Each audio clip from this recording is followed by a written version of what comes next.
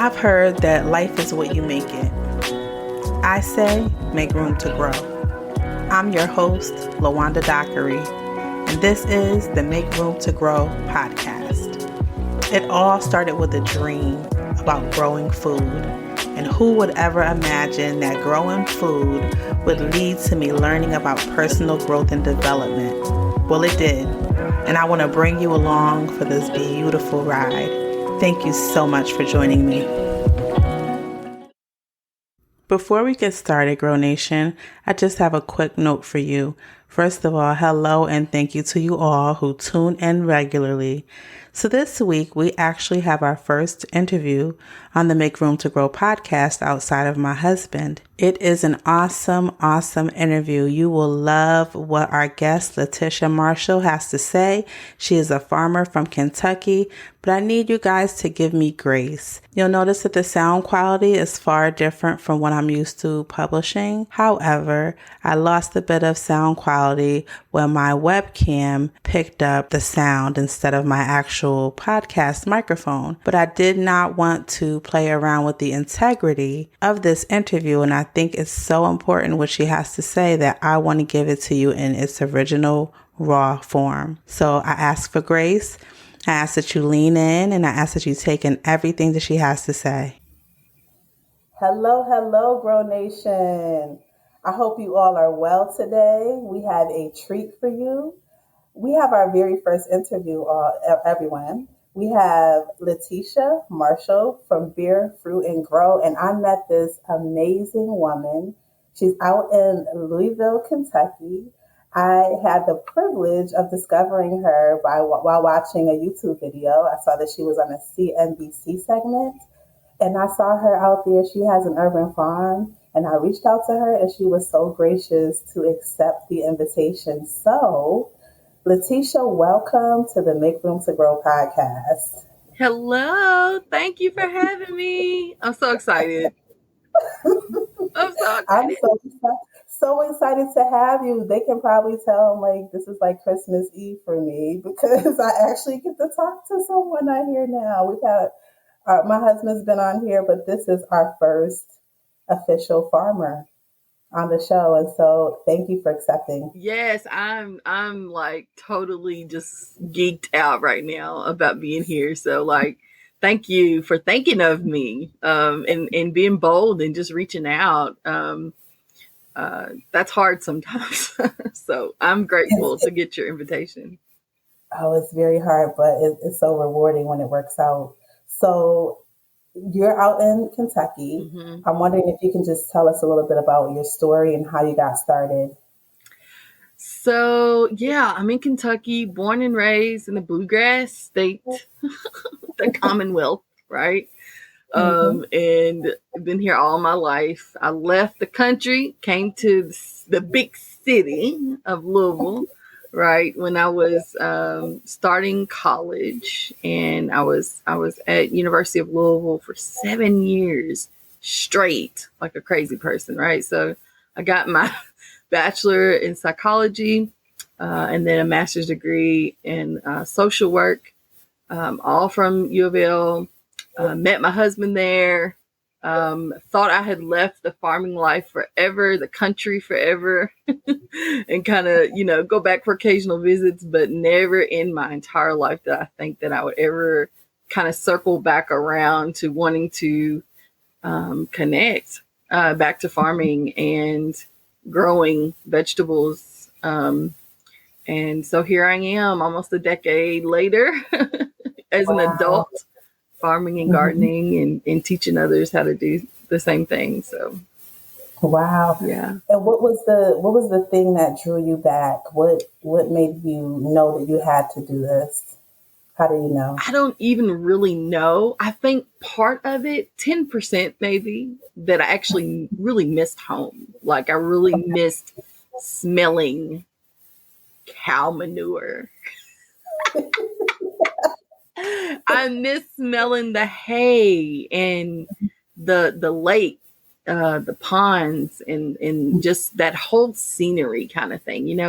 It's something just to look out in a field full of grass and just and the cows grazing that just calms you, you know. And so I think 10% of it was I just missed home. The other part was, well, it's been a few years, at least 10 years since I've done anything with the land, with the soil. So let me just see if I can do it again. And so I started with a 4x4 raised bed garden and a bucket and a bowl. And I was like, let me see if I could just grow some stuff in what I got, you know. And I did. And then the second year I grew some other different crops and did well with those. And I was like, well, shoot, I can do this. I can keep doing this. My husband at the time was a tomato eater. He is a tomato eater. At the time I was not, but I grew them because I knew he liked tomatoes. And he was like, yeah, these are good. Tastes like a tomato, but yeah, they're good. And I was like, but they got to taste better than just a tomato. You know, it's not a store tomato. What are you talking about? And so I was like, I'm going to prove to him that, you know, and there are other different varieties of tomatoes that you're really going to get that fresh taste. They may not look like the store, right? Because everything almost is perfect, quote unquote, you know, looking at the store. That doesn't necessarily mean it's fresh and it's good for you. And so part of it was like just proving to myself, and then a little bit of proving to him that I could do this and that there was something fulfilling about growing your own food. And then, but the majority of it, once I got the hang of it and I built some confidence, I would just post stuff on social media like, I grew this, and look at the zucchini. It's my first one. Left it there a couple of days too long because now it's huge, you know. To people were kind of, hey, can I come by and get that? I can make some zucchini bread. Hey, what else do you grow? Do you have any peppers for sale? You know. And then eventually I was like, I'm gonna just, you know, offer what I have. And then people were reaching out about coaching. Like, do I teach people how to grow? And I'm like, well, there's nothing to it really. I think we make it more complicated than it is.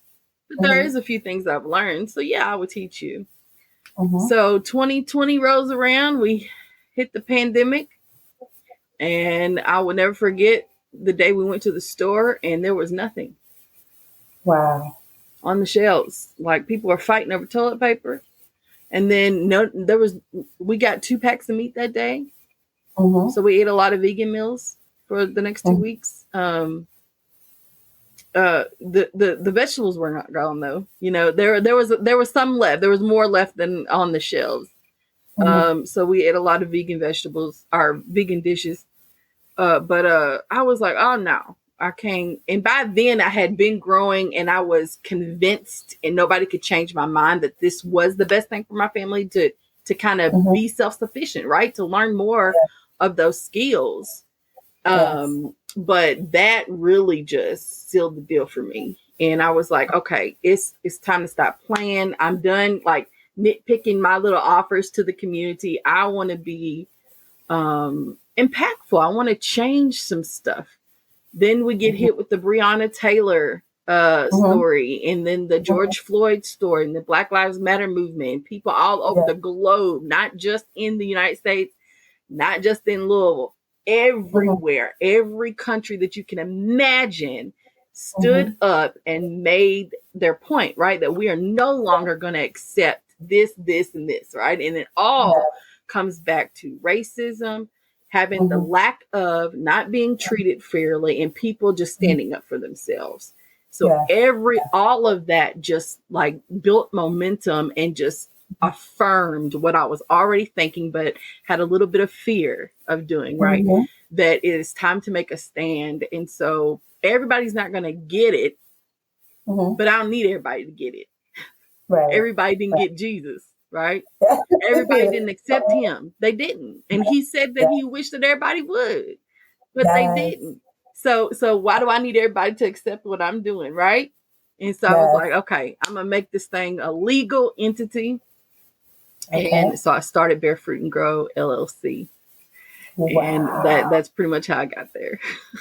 Wow. So you took so it sounded like it was this convergence of need coming from the pull of the community. There was this history of you already having grown up around the farm, this 10% of you being homesick, the external environment going on, Yeah. and everything came, to everything aligned so that you could start your farm. What was the process like once you decided, I'm going to do this, I'm going to put a full offer out there of everything that people are asking for? Was it easy to go through establish it? And I know it wasn't. How difficult was it to establish your farm? So as far as like the administrative, like paperwork, right? I'm going to make it Mhm. an LLC. I trying to decide whether to do an LLC or a nonprofit was kind of it kept me up a little bit at Mhm. night. Okay. You have a lot of people that voice their opinions because I asked them, and some that you Mhm. don't ask, right? They just got something to say. Uh, but what should I do? Other farmers, what are y'all doing? Mhm. And so I decided that I needed to. I'm a stay-at-home mom. I'm raising two beautiful babies, Mhm. and my husband works full time. I need income. Yes. That was the bottom line. I've got to do this. Yes, it is to help build up, edify, um, grow myself, but edify the community as well. But we have to eat too. Okay. Yes. And the Yes. nonprofit game is so competitive here anyway. I didn't want to be in that mess. Okay. And not that I'm closed to nonprofit stuff. Like I'm contemplating another entity that it will be a Mhm. nonprofit, but Bearfruit and Grow has to be for profit, right? It's okay to want to Mhm. make money to feed your family.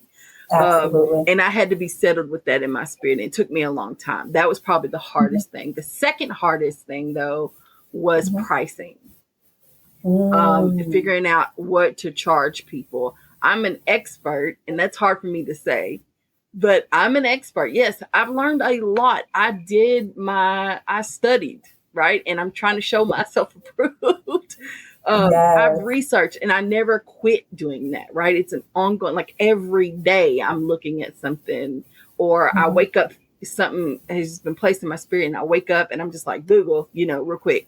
Yes. Because I want to learn more. I think now more than ever, I'm just hungry for knowledge. And I Mhm. think that's healthy though. Mhm. And that's learning everything from the IRS, Mhm. how things, and I hate tax season, right? But we have to do it.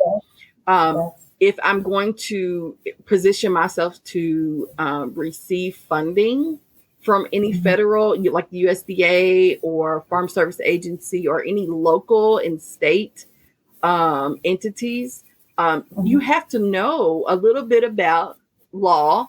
You have to know a little bit about the regulations, the ordinances of the city. Just a little bit about policy stuff. I mean, Mhm. it comes as you start to um, ravel some things, right? Okay. Um, Okay. but pricing is really hard. It's just like what do you tell people that you're going to charge them? And Yes. really, I still deal with that a lot, like just going back and forth about what to do. No, I don't want it to be too much because I want it to be accessible to Mhm. almost everyone, Mhm. but to everyone. But Mhm. it won't be, I can't also like under, you know what I'm Yeah. saying? Like, Yeah. what's You the would word? say that's the value that you can. You don't want to undercharge. You Yeah, don't want to like undervalue what you devalue offer. myself and my Yeah. time, right? Mhm. Because Yeah. it is important. Like again, I'm raising a family. I have to raise the crops as well. So like when I spend some time with you individual, and it's an individual coaching session, right? It's all about Mhm. you in this moment and your goals and your journey. Then Yes. that is important to me. So I need to Mhm. figure out that balance of how, like, I need you to know that this is serious. Like I'm ready to work with you and Yes. be with you on this journey. And so, yeah, that's really hard. Um, outside of that, I think I have the spirit of I want to be engaged and immersed in everything. So like Yeah. I want to grow everything. Like, can I just like everything? And so I started out that way early, where I grew 40 different crops and maybe 2 or 3 different varieties of each. And that was when you're trying to build a market farm or garden, that's too much. For Okay. me, being on less than a quarter of an acre in a highly residential neighborhood, we only have a certain amount of space, right? So it's challenging. Like I have to grow vertically more, right? I can't Okay. do a whole lot of just flat bed, row beds, that just doesn't, I have some, but Mhm. it's not efficient for the space that I have. So just figuring out those little strategies so you can maximize what you have. Okay, so those are some of the things that you would go over with a potential client, Yes. examining their space, what they have to work with. Because I try to encourage people that even if you just have a back porch, let's look Yes. at what you have, and like you said, use what you have. I don't want to gloss over it because here at Make Room to Grow, we've spoken before. We know that we do center a lot around Jesus, and you take what you have. If you're faithful over the few things, He'll make you ruler over much. So you take what you have and you grow from there. Yes. And so I like that you talk about you started with the bucket, you started with just what you have, and then you expand it from there. What would you advise people that just want to get started, but they don't know where to start? What do they start with? Yeah. So your willingness to grow is the most Mm-hmm. important thing here, right? So if you're willing, you're probably willing to learn too. And Mm-hmm. so that's the second piece. And then the third piece is to admit that you don't know it all and you don't have it Mm-hmm. together, right? Because if you have no idea, that's great in this instance. Because and then um really get in your spirit that experience is the best teacher. So if there is no failure, okay, Mm-hmm. or like it's you're not allowed to internalize the failure. Mm-hmm. I have failed crops all the time because I make stupid mistakes, or I'm trying to grow something that I've never grown before, and so I'm just trying to figure it out. But all of that is an opportunity to learn and grow, right? Mm-hmm. And Mm-hmm. so if you're willing to start this journey, then that tells me a lot about who you are and who you're trying to be, maybe long term. Mm-hmm. Mm-hmm. And so I'm excited about that, right? The the Yes. the the second the next thing is like just teaching the basics of growing, right? If in anything that lives needs what do we need to live? You need your water. Food and water, right? And a little bit of shelter, right? Mm-hmm. And so it's the same thing for plants. They're living beings, right? And they breathe, they eat, and they sleep. It's a little bit different sleep, but they need Mm-hmm. time out of the sun, right? That's why we have night and day. Every Mm-hmm. living thing needs air. They need oxygen, they need airflow, they need Mm-hmm. water. So where are you going to access your water? Where is your water feature? If you want your garden in the backyard, but your water access is in the front, how are you going to get the water to the back? Are you carrying it in buckets? Do you have a long hose? What are your plans? Are you going to collect rainwater? Have you ever thought Mm-hmm. about collecting rainwater from your gutters? That Mm-hmm. could save if you're using city water, right? Municipal water. Sun, where's the sun is the sun shining on your garden space where you want your garden? How long is it shining for? Do you get at least 6 hours? Because that's dope. If you get less Mm-hmm. than that, you can still grow. Mm-hmm. But you can't grow all kinds of things, all sorts of things, everything in partial shade. But there are some things that will grow really well in partial shade. So that's Mm-hmm. okay. Do you have a deck or do you just have a windowsill because you live in an apartment? Oh, Mm-hmm. you have a windowsill? Okay, perfect. Guess what you can grow there? So again, I just going back to use what you have, but everything needs water, everything needs sunlight, and everything needs food. And so we'll talk about that. And we can even talk about a shopping list, right? You don't Mm-hmm. know what to get at the store? Okay, great. Well, ask some more questions to see how you want to grow.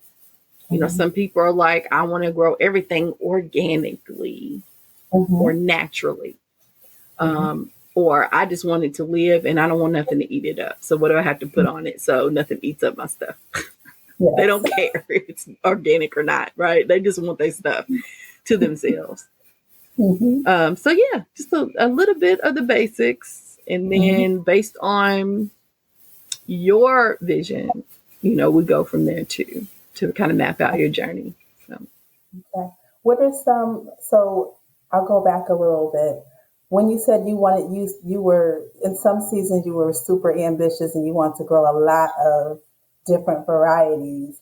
How were you able, because I'll be selfish, I'm in that predicament. How do you pare that down and grow a lot of volume of a few items? So maybe you're growing 5 things, but you want to ramp up productivity.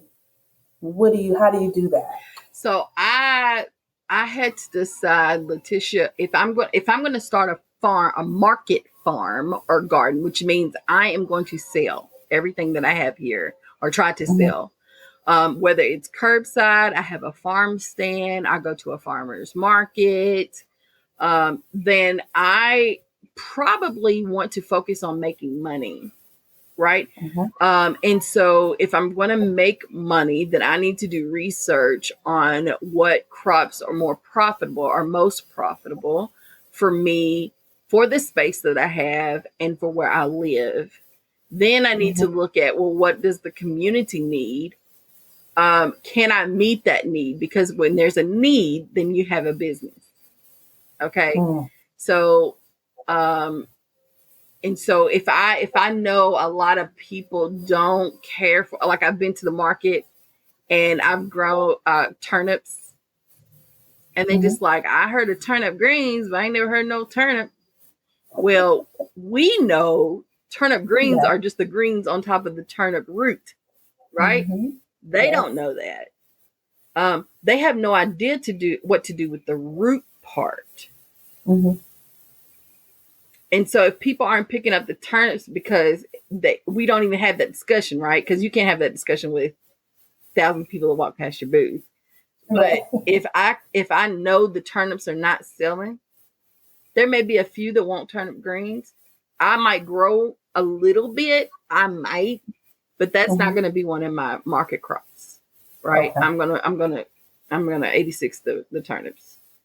But I know every year people want fresh tomatoes. Now, it can be oversaturated. The market can be with tomatoes. But even the certain variety of tomato may not be marketable. So like last year, I grew a lot of cherry tomatoes.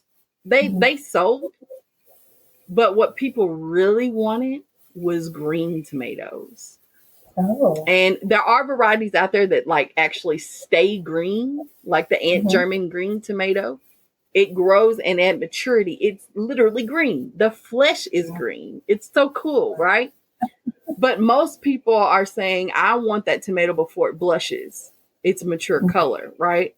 So, because I want to fry it up and eat it that way. And so what varieties of tomato can I grow to get, and they want big ones. They'll take the little ones, but they want fat ones. So they're like the beef steak varieties, right? So what varieties could I grow? And then how many of those plants should I plant to have a nice collection of green tomatoes for the people, right? Because they're going to sell. Now they love, people bought the ripe ones, but girl, when I tell you I was the only one at the market that I attend and manage, okay, selling green tomatoes. So they stopped at my booth first, most of the time, right? Before they went around to the others, or they knew they could get green tomatoes at my booth and not others. So they came back to the market, right? So that's a really cool way. You're not going to be able to meet the need of everyone. But again, do your research, and then it takes some trial and error too to kind of narrow it down to what varieties to grow. What are you really great in growing? What is LeTicia's, I mean, you are able to grow this with your eyes closed. What do you excel in terms of growing? See, I don't really feel like I excel in one crop. I feel like I can do it and it Okay. works. Okay. But when I go and look at other farm, like I grow tomatoes really well. Mhm. Peppers, not so much. Peppers are Mm, finicky anyway. mhm. But and especially to get the seeds to germinate, right? Um, but uh, I can grow them. But when I go to other farmers, like some of these farmers that come to the United States from other countries, Mhm. and they grow, I don't know nothing. I'm looking at their produce. I'm like, I don't know nothing. What am I doing with a business to try to coach people? My food ain't never looked like that, right? And I mean, just gorgeous veg. I mean, the greens, honey. If I could just show you pictures of those greens I'm like, y'all are rocking it out over here. What do y'all? I need to be coached by y'all. You know, uh, but I feel comfortable growing things. And I do grow them well. I grow tomatoes well. I grow squash well, but I quit growing squash Really? because I every year I have to fight. Like what's the name on the For all my life, I had to fight. girl? Every year I got to fight them squash bugs. Oh my god! And Ooh. vine borers really Okay. infested here with those. They and every other critter that has found my garden. Mhm. I have a groundhog living in my space now too. Well, maybe Mm. we'll talk about that later. But so I had to quit growing, even though I grew it really well. I had to quit growing it because Okay. I was spending more time fighting Mhm. than I was actually getting a good crop from the grow. So Mhm. microgreens is new to me. Not like brand new, but I've grown them for the past 2 years. But I Mhm. actually started farm production this winter and wholesaling. Yay. Yeah. And so I've really enjoyed growing microgreens as well. Wow. So you have so many facets to your business. The coaching, your farmers market, your microgreens business. You do something with children as well, right? Yeah, You do. yeah, we gotta teach the babies. Yeah. Yes. Yes. So I offer to have kids camps here at the farm. Mhm. I can go to you know, I can travel a little bit. I don't travel Mhm. far, but just a little bit Mhm. um to do camps and storytelling and things like that with the kids as well. Just Mhm. trying to help them see that there are people out there that still look like this at that farm. Those numbers Yes. have drastically went down since the 1960s, 1920s. It's kind of Yes. started, but we are still here and we are strong. And I think more people, especially more Black, Indigenous people of color, Mhm. are embracing farming again, Yes. and rocking it out. But yeah, we got to teach the babies where we come from, Mhm. the true story, Mhm. Mhm. and we've got to empower them. I mean, because they're curious, even if they don't grow up to be farmers. There's so many different occupations in agriculture. You don't just have to Mhm. farm to be True. a part of the agricultural world. There's robotics, Mhm. there's engineering. There's all kinds of different things that you could do, Mhm. and so I try to introduce those things as well. I don't know a whole lot about them, but I want them to know that there's so much out here in the world. And Mhm. so here's my little speech, and I hope Yes. they glean a little bit as we do some jumping jacks and make funny noises and even plant in the soil, depending on the age group, right? Wow. So yeah. And I don't want to gloss over Little Big Girl Farmer. Yeah. You also have help out there in your urban farm. Yeah, a little squirt. So she's 6 now, my Wow. daughter, and she is affectionately known as Little Big Girl Farmer on social media. And Yes. we started her, we is me, um, started her in the garden when she was 2. Yeah, so that's how we get the program named Kids Grow 2 here. But yeah, she just, and 2-year-olds, they want to play. They say, "Mama, I want to play in the dirt." I said, "It's not dirt, baby. It's soil." Soil. She's like, "Okay, I want to play in the dirt." And then, just stick your finger in there and plant the seed. So, she pops it in and then drops a seed. And a little bit later, she's like, I'm like, "Remember you planted that?" And she was like, "Oh." That face is just incredible, right? And then the harvesting piece. Like, she loves to eat right off the vine, right off the, I have to talk to her about the ground stuff, right? The root crops. We don't eat, just pull it, with all the dirt on it. You got to wash it off, baby. But but I don't use any chemicals or anything like that on my food. So everything that I use is natural. Soapy water to kill pests, right? I do put like some neem oil and BT every once in a while. So I do encourage her, now that she's older too, like she knows to wash things off. But for the most part, we just pop it off and eat it, right? And she can tell the difference. I'll never forget when my husband bought home, she was probably 4, and my husband bought home a tomato from the grocery store, and she's like, "Daddy, where'd you get that? Because it's too cold outside for tomatoes." And he said, "I got it at the store." She said, "You did?" I don't want it. He said, "Girl, eat that tomato," because she asked for one, and that's why he bought it, and he wanted some. She ate that tomato, and she said, "Oh no, this is yucky." I said, "What's wrong with it?" She said, "It don't taste like our garden tomatoes. I'm not eating that ever again." Wow, And she she gets won't. it. Wow, that's amazing. Yeah. She's incredible. Yes. So what do you see? What's next for you for Bearfruit Grow? And I don't want to neglect to mention. I'll ask you that, but I also want to get into just the emotional benefits of gardening. Yeah. How can we encourage? So I'll reverse the order. We'll do emotional first. How for a climate like we're in now, we see people suffering from depression, suicide rates up. What are the emotional benefits? And you have a social work background. You're bona fide, Yes. like you are an expert. What do you see as the emotional benefits of gardening? Yeah, I did work in before I had my 6-year-old daughter. I was a social worker working in the mental health field, and so with kids that had developmental and intellectual disabilities.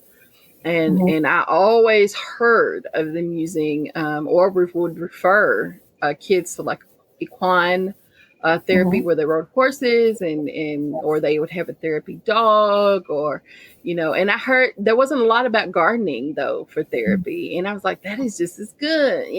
I just didn't have the space or the platform to introduce that at the time, nor was it really on my mind for real.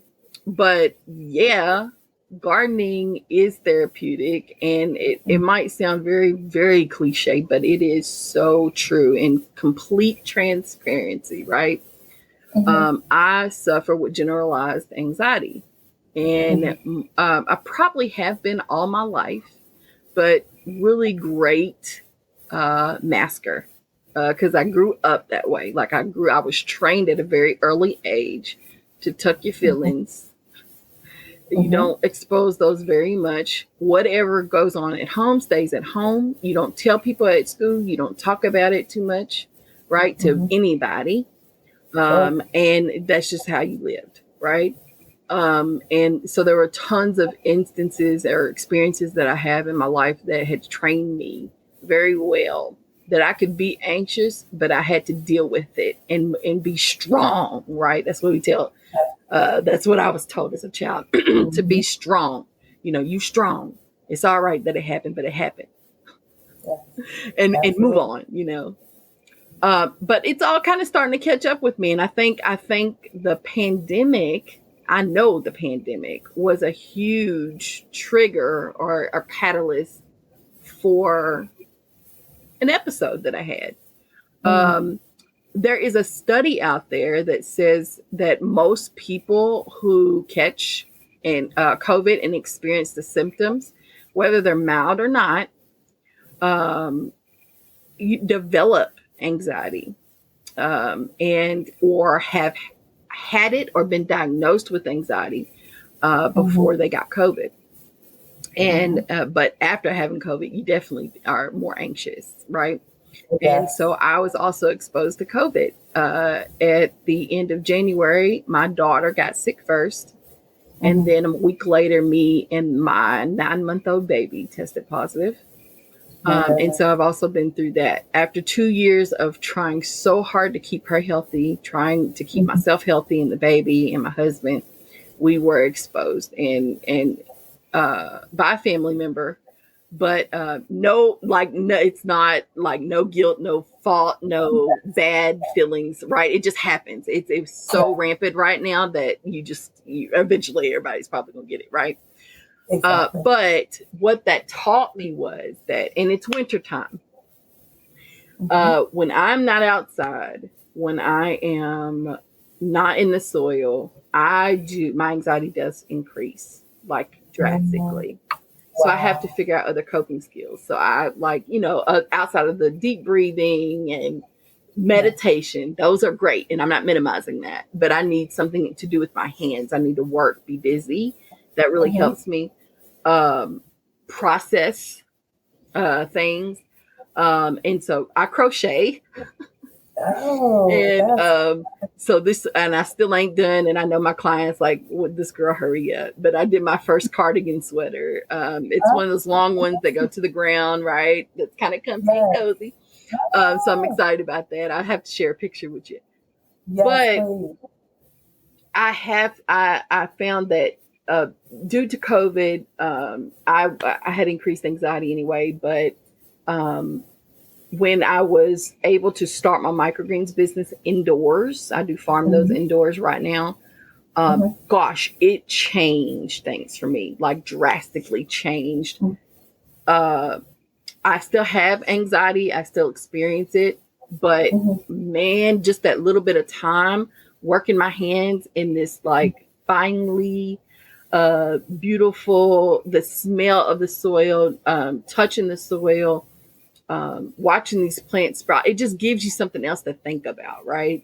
Yes, And so yes, I do believe that at the end of the day, most of my clients that I coach even have said to me, LeTicia, I didn't expect to have this awakening. I didn't expect to like change, right? Almost everyone says that they have had a spiritual experience of some sort. And that's because I know it's real, and that's what I want for people. I think that the garden can heal, it can liberate you, it can help you process. You can come to the garden, at least I do, angry. I come sad as Jax. Like I'm so sad. And then after I'm done, I just feel better. Sometimes I go and I don't feel anything. I'm just numb. But that numbness creates an opportunity to hear. You understand what I'm saying? Because I'm silent. I ain't got nothing to say.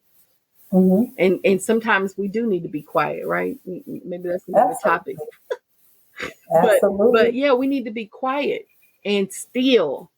And so hearing the birds, hearing the wind blow, the leaves rustle, you get this, sometimes I get this like little slight chill, and it's hot outside because I'm so silent, and I can feel things and smell things I have never felt or smelt before, right? I can hear things I've never heard before.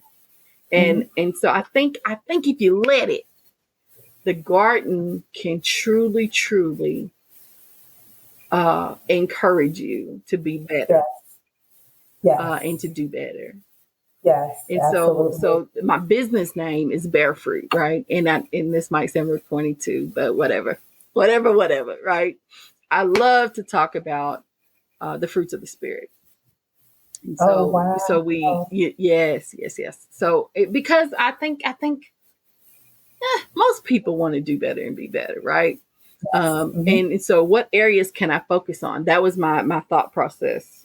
Was like, there's a thousand things that are wrong with me, but can I narrow it down? Just like we narrow those varieties down and those crops down. What should I focus on? What are the important things? Kindness, self-control, loving myself because I can't love anybody else, right?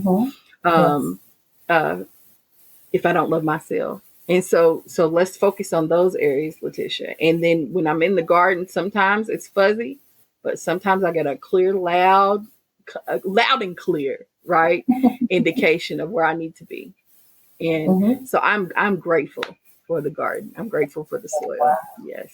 Wow. So thank you for that. I thank you for just sharing, for being transparent, for teaching us. You've done a lot in this short time.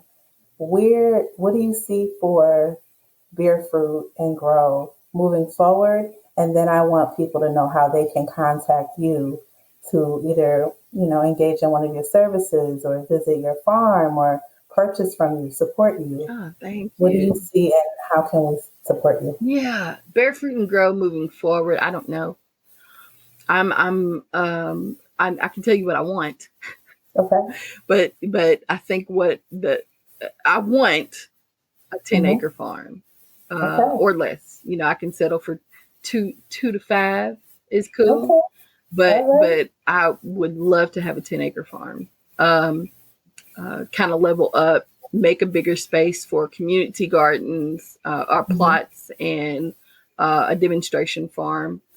Some of that robotics stuff that I was talking about, and things like that, like really demonstrating ag in its entirety as part of the farm design. And but I just want more people to grow. I just if you grow a garden, you're going to grow yourself. Yes. And so it's just bound to happen. Absolutely. And so I would love to see the whole street over here, with gardens in their front of backyard. I would love to see the whole city with every other house, with a garden. That's what I would love. And I want to be a part of that movement. And I also want to continue to work on policy change. Our city has loud and clearly stated that they are racist, systematically. Wow. Okay. But it's one thing to just say it. I need y'all to do something about it. And so we're trying to hold the city of Louisville accountable. And we have had some victories. We've had a weed ordinance that has been updated and passed. People were getting cited for having pollinator gardens and natural grasses growing in their yards because they were above a certain like 10 inches. Oh my goodness. And it looked like weeds to everybody else. So people would complain and the city would come and cite those people for growing pollinator gardens, They can't grow their gardens less, like there has to be a setback, right? So like, it needs to be so many feet away from the street or the sidewalk, just little nitpicky things. But we've had some wins. We got some urban ag, community garden, and market garden policies changed too with the city. And now we're working, which is our hardest agenda item, I do believe, but working to get vacant lots more accessible to people that want to farm and grow food. There has been some that has happened, but it's just so hard. And so we just want to make that more accessible and work with the city to do that. And we are, but it's hard. So Bearfruit wants to be a part of those movements as well. And we are a part of those, but I want more progress. I want us to continue to advocate for residents, for our community, and for people that are literally affected by food apartheid. Like these are systematic racist agendas that prevent people from having fresh food, prevent people from having anything other than a liquor store, a gas station, and these little mom and pop stores that sell bagged chips, right? And on their corners. It's just ridiculous. And so Bearfruit will continue to be a part of those movements as well. But I want this farm. I want this 10-acre plot. And then I'm just open to see what God does, because I've just learned so much more that way, right? Like, I have my plan, He gets it, but I always end the prayer, and it could be a 2-second prayer, it could be a 5-minute prayer, whatever, with whatever you think is best for me. That's what I want. I'm just letting you know. Amen. That's all I need, God. Yes. Absolutely. So how can people get in touch with you? Sure. So I have a website, bearfruitandgrow.com, BEAR, bears and grizzly bear, rawr, right? Yeah. Mama Bearfruit, yes. And on the website, you'll see all my other social media. I'm on Instagram, Bearfruit Grow LLC, on Facebook. And I do have a YouTube channel called Bearfruit Gardening. It's a community YouTube channel. So I try to be as transparent and ugly, show y'all the ugly, the good, just being myself. All right. I'm not politically correct or any of that. I've had some panel discussions on some kind of hard topics to talk about, or things that are uncomfortable for people to talk about, related to racism, related to farming. So I hope that you all watch those. But I also have stuff that's like, this is just what I'm doing and it didn't work. Anybody got any suggestions? The coach need to be coached, right? I've just gotten into fruit trees and fruit bushes and berries and things like that, and so I don't know a lot about it. There are certain crops that I grow that I have not, like I'm growing sorrel I grew it last year, but I don't know a whole lot about sorrel, and it has African roots as well. And so I want to learn more about sorrel. I'm gonna show you how I planted it, but I don't know anything else after that, right? So so yeah, just check me out. Hit me up, the website, hit the online order tab, and you'll see all the packages for all the coaching packages. I have some t-shirts and some other stuff on there, but thank you. LeTicia, I want to say thank you so much. I know our Grow Nation, I call them Grow Nation. Yes, I love that. I love it. We are so thankful just to have someone with expertise, someone who is bold, who is out there on the front lines, making change to policy, teaching our children, opening up yourself just so we can learn. I really appreciate you so very much. I know that this is just the tip of the iceberg for you, and we're going to be watching you grow. We're going to be watching you get those 10 acres, because I know it's coming. And I just say thank you so much. Thank so you. I appreciate you and I honor you. Yes, and I would be more than happy to come back. You have been incredible. You're so easy to talk to. Grow Nation, thank you so much for listening and giving me a chance, a little bit of your time. So I'm very grateful. Thank you. Thank you so much. We will be in touch, and thank you. Wasn't that so good, guys? I would not steer you wrong on this one. But until next time, I want you to be intentional about those areas in your life where you are going to make room to grow.